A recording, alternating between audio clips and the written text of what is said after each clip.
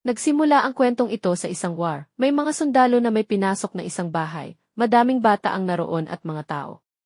Naambush sila ng mga kalaban.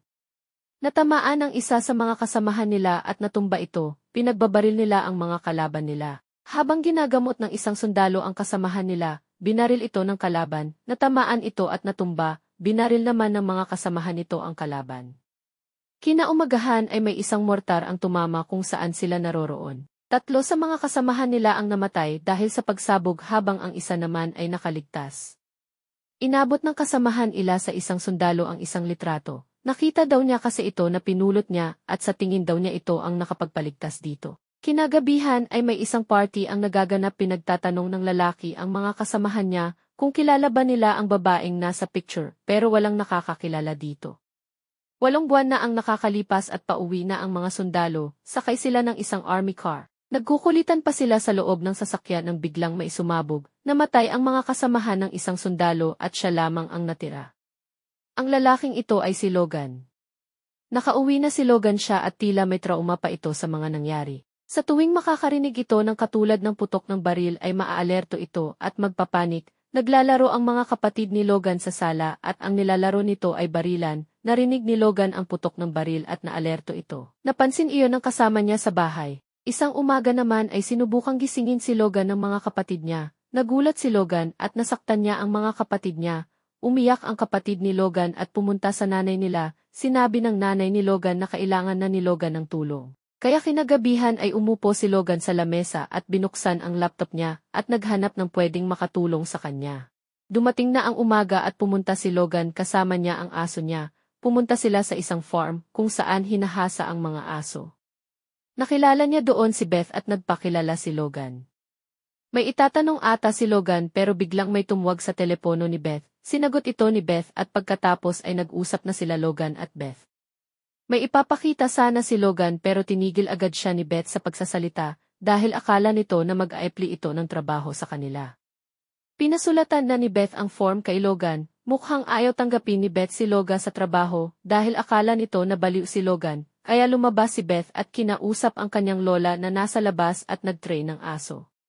Sinabi ni Beth na paano niya i-hire ang isang taong baliw. Kinausap naman ng lola ni Beth si Logan at sinabi kung baliw ba ito. Nagulat si Logan at nagustuhan ng lola ni Beth ang aso ni Logan pero tinahulan ito ng aso ni Logan pero pinakalma ito ni Logan. Nahari na si Logan dahil sa lola ni Beth.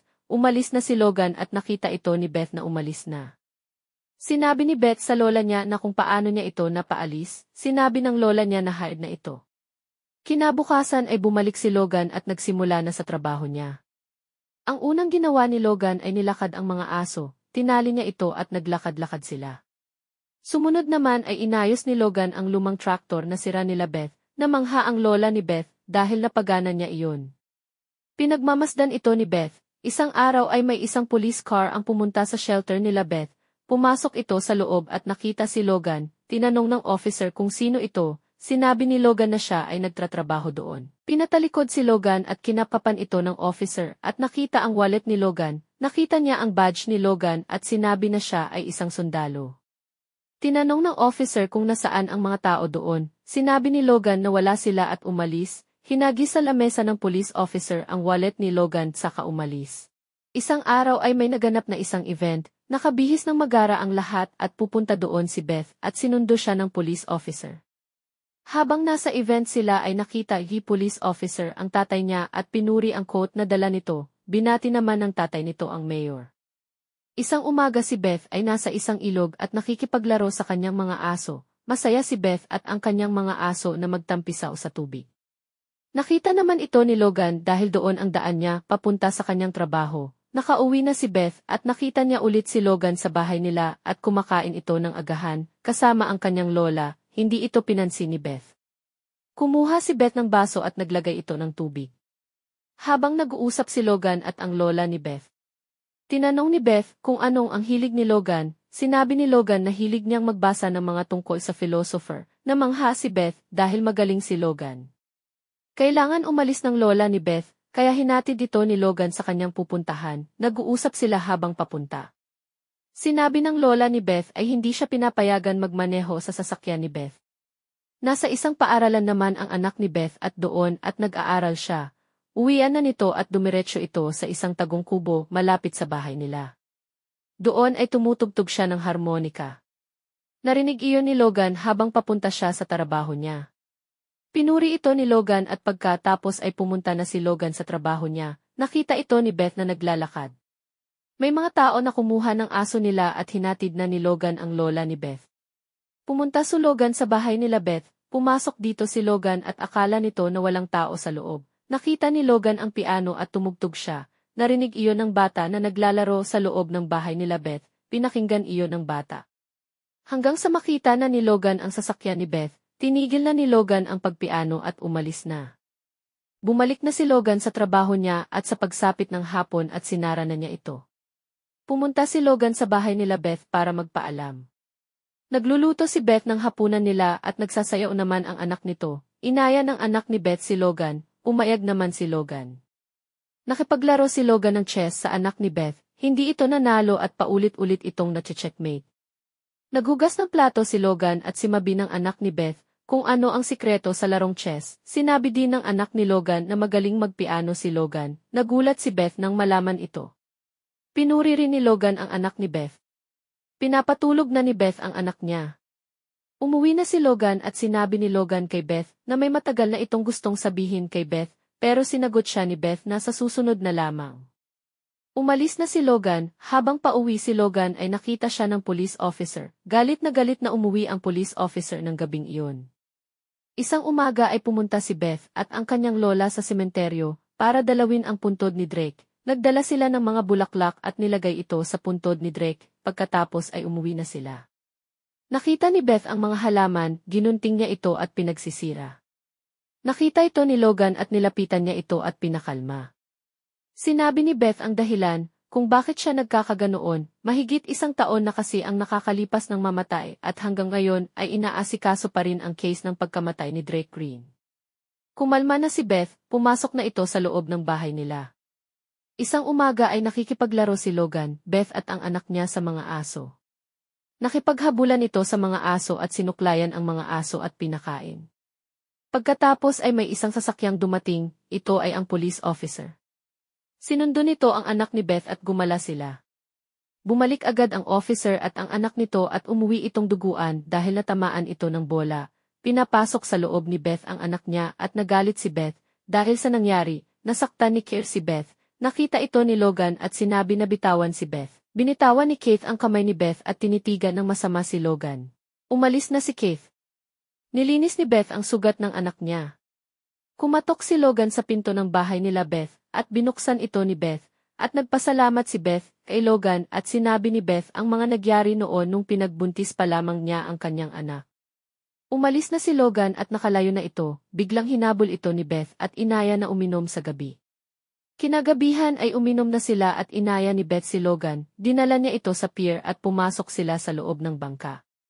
Kinuha ni Beth ang alak at ininom ito, nakipagkwentuhan sila. Hinatid na ni Logan si Beth at bumaba na sila, nakipaghalikan si Beth kay Logan. Isang police car ang dumating at tinutukan sila ng ilaw, nasilaw si Beth. Umuwi na si Beth. Kinaumagahan ay bumalik na sa trabaho si Logan, nagbubuhat ito ng mga sako-sakong pagkain ng aso. Tinitigan naman ni Beth si Logan mula sa bintana, habang naghugas ng plato, nakita naman ito lola ni Beth at ginulat ito. Kinagabihan ay pumunta si Beth sa barn malapit sa bahay nila, dumaan din doon si Logan at nakipaghalikan si Logan kay Beth. Kinaumagahan ay nagkaroon ng bonding si Beth at si Logan kasama ang anak nito. Namangka sila, tuwang-tuwa ang anak ni Beth at si Beth.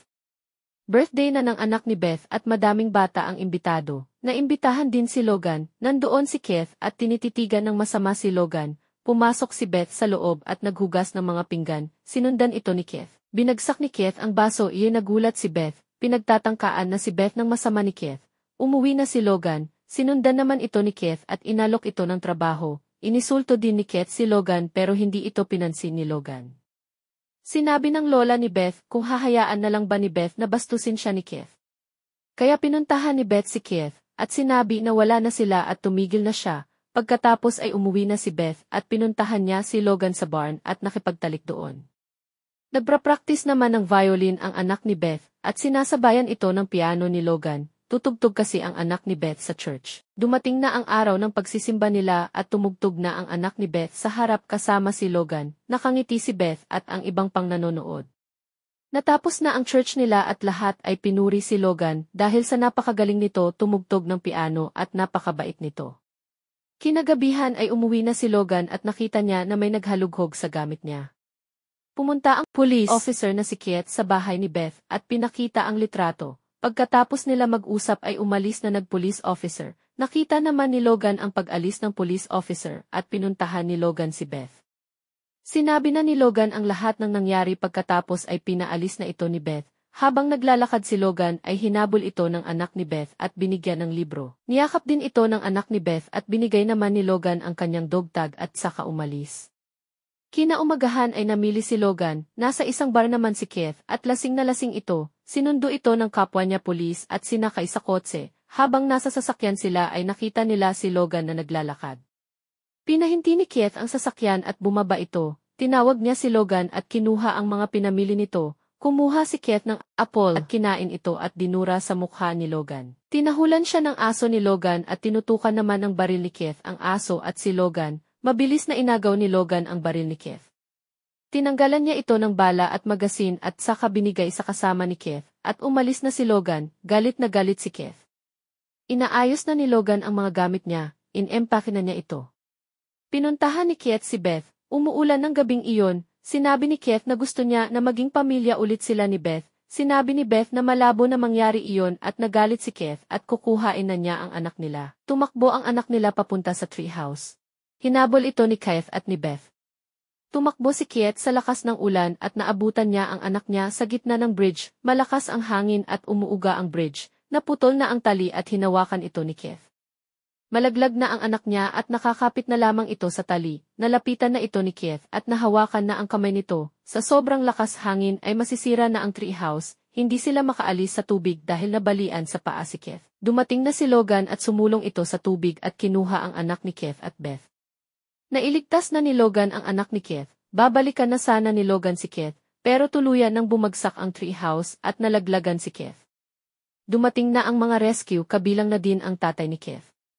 Nagpasalamat ang tatay ni Keith kay Logan, sinabi naman ni Logan na ang anak niya ang nagligtas sa anak ni Beth at hindi siya. Lumipas ang araw at nalala na ni Logan ang nangyari kay Drake, sinabi niya ito kay Beth. Nagkatagpo ang platoon nila ni Logan noong araw na imabush sila. Nabaril ang isa sa mga tauhan ni Drake at niligtas niya ito, habang nililigtas niya ito ay may isang kalaban na bumaril kay Drake. Sinabi ni Logan na hindi baliwala ang pagkamatay ni Drake at umalis na si Logan. Hinabol ito ni Beth at lumipas ang mga araw at namuhay si Beth at Logan ng masaya. Dito na nagtatapos ang kwento. Mag-subscribe para sa higit pang mga iba't ibang videos mapapanood ninyo. Paki-on ang mag-notification at mag-iwan ng like para matulungan ang channel. Maraming salamat sa panonood. God bless everyone.